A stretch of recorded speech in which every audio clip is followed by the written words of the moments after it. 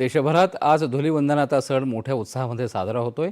या निमित्तानं पुण्यातल्या टिळक आयुर्वेदिक महाविद्यालयामध्ये भोई प्रतिष्ठानच्या वतीनं रंग बरसे हा रंगोत्सव आयोजित करण्यात आला।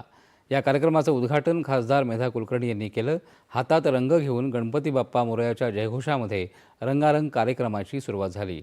यावेळेस ऊस तोडणी कामगारांची मुलं, दिव्यांग मुलं, रस्त्यावर डोंबारी खेळ करणारी मुलं, अंध मुलं, मूकबधीर मुलं अशा 2000 विशेष मुलांनी या रंग बरसे महोत्सवामध्ये धुलीवंदनाचा आनंद लुटला।